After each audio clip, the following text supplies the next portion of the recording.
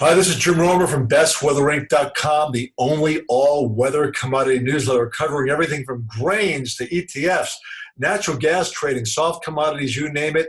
Welcome. The week of March 22nd, and the big news, of course, was a slide of natural gas following the Arctic pig that I called back in early February. A little resemblance there, of course. We had a major spike in natural gas prices, of course. Only to see this market begin to really sell off. Look at that downtrend, as we call a very warm March and April, most likely across much of the United States, but we could have some summer heat. Possible natural gas could be a longer-term buying opportunity. We have option strategies in our Weather Wealth newsletter. Our spreadsheet up about 60 to 70% with various trades over the last 12 to 15 months. One of the biggest calls, best calls I've seen really in the last month was this amazing swirling blue trough you see there on the left of your screen, easing the drought for a main area of wheat. Wheat has grown, of course, from Kansas down to Texas and Oklahoma. The European crop's doing really well as well. And we caught this move down in wheat here near my head. Clients made pretty good profits, potentially up to $2,000 or more a contract. But of course, past performance is not indicative of future results. What could happen this summer? That could be a different story. Look at my in-house program, Climate Predict. All those letters you see, like the AO, Arctic Oscillation Index, upper left of your screen, that's what's happening over the Arctic Circle. La Niñas, all sorts of variables around the world to look at called teleconnections. Look at the analog years to the left there. 2012, 1953. What happened? We had some hot, dry weather. Look at that red in the center part of the screen there in the Midwestern breadbasket. That could affect corn and soybean prices, potentially be an explosion in ETFs like JJG, which is an all-grain ETF.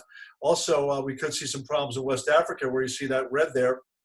West Africa produces about 2/3 of the world's chocolate cocoa crop. I've been bearish for a long time, but that could change sometime over the next few months for sure. We have to actually watch this very closely. Another market I'm watching for clients is, of course, coffee, which has been hurt recently by the stronger dollar, the weaker Brazilian real. Look to the left there. That was the lush coffee crop a year ago. That and also COVID demand worries pressured coffee below $1. But look to the right.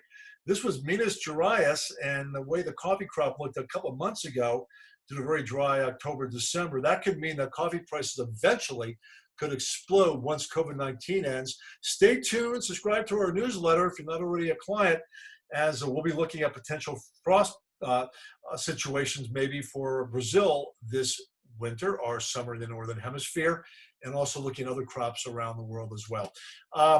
What about the overall commodity index? We've seen this spike up over the last 6 to 9 months. To the right of your screen there, after a 10-year, or more or less like 7-year bear market, the commodity index has broken out to the upside.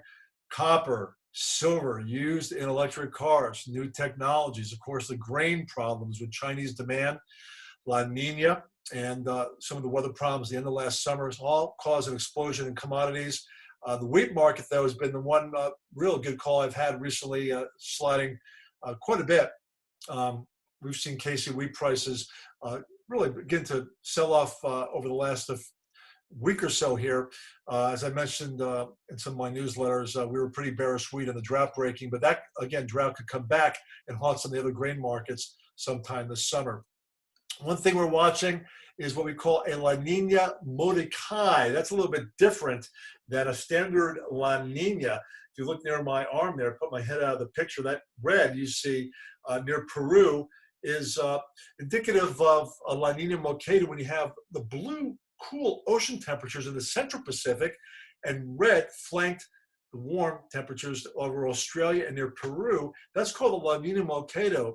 Not more than 20% of all La Ninas have that kind of situation set up. There you can see a little bit more closely the warmer ocean temperatures near Peru there, the cool in the central Pacific, and warm near Australia. That's going to have big indications over the next 4 to 5 months for grains and many commodities. So stay with us. Hope you subscribe.